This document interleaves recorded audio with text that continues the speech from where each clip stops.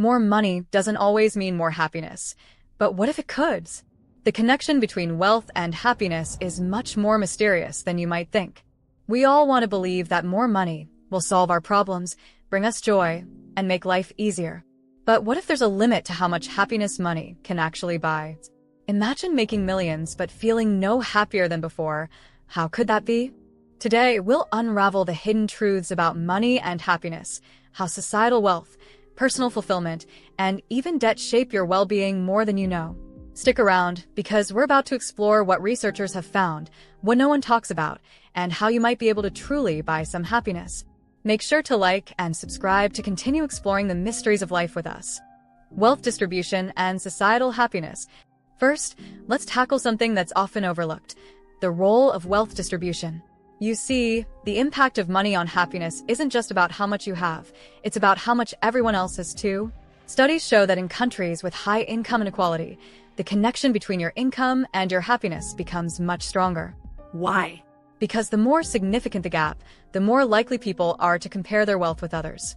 In an unequal society, even if you're making a decent amount, seeing others do significantly better can create feelings of inadequacy. Take the United States, for example. It's one of the wealthiest nations in the world, yet levels of happiness are not as high as you'd expect given the wealth. Income inequality plays a crucial role.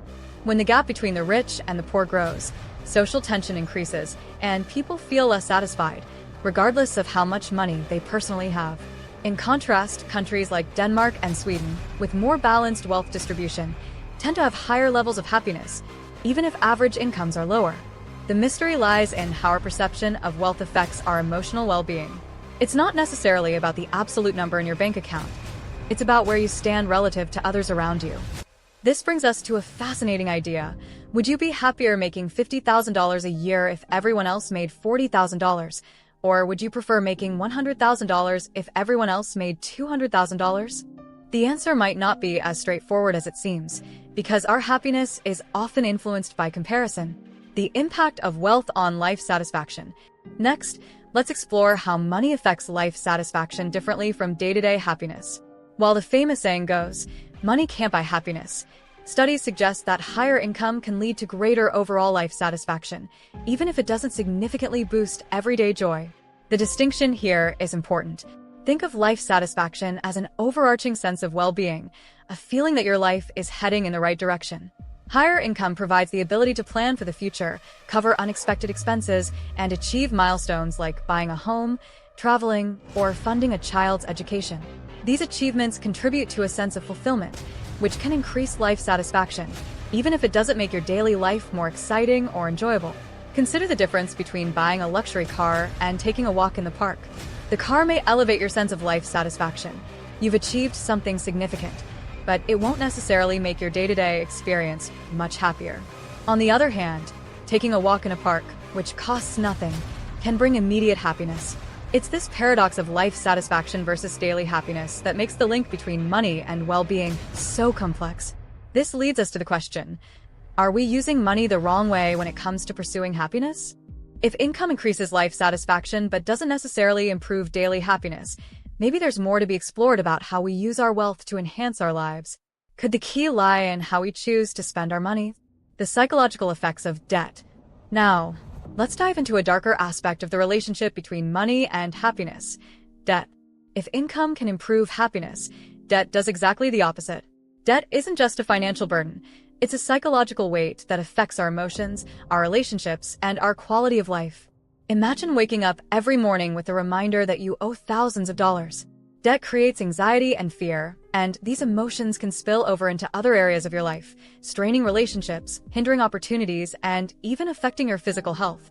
Studies show that people with significant debt report lower levels of happiness, regardless of how much money they make. Debt traps us in a cycle of stress, and unlike spending money on positive experiences, it provides no return in terms of happiness. There's also the mystery of how debt shapes our behavior. People who find themselves in debt are often forced to make decisions that they wouldn't otherwise choose, like taking on extra work, delaying important life goals, or avoiding social interactions. This highlights the contrast between the power of income and the destructive force of debt.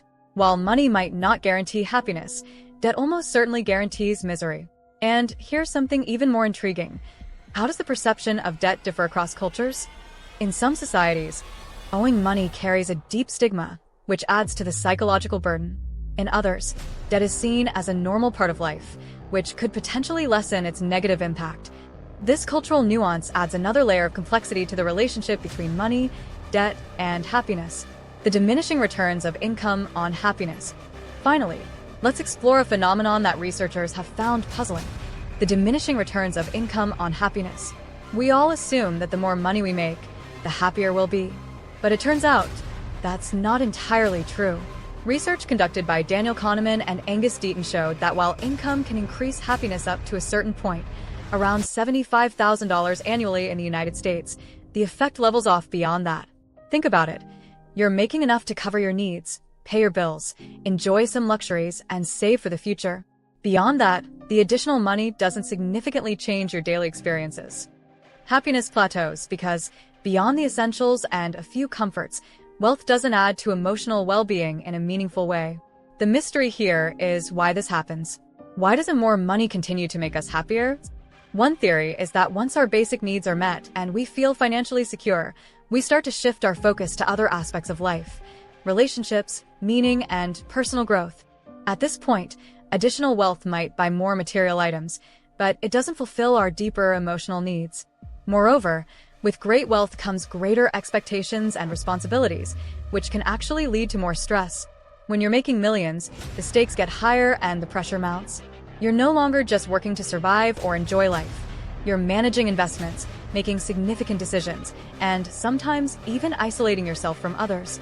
The pursuit of happiness becomes more complicated, not simpler. The relationship between money and happiness is anything but straightforward. It's filled with mysteries and paradoxes.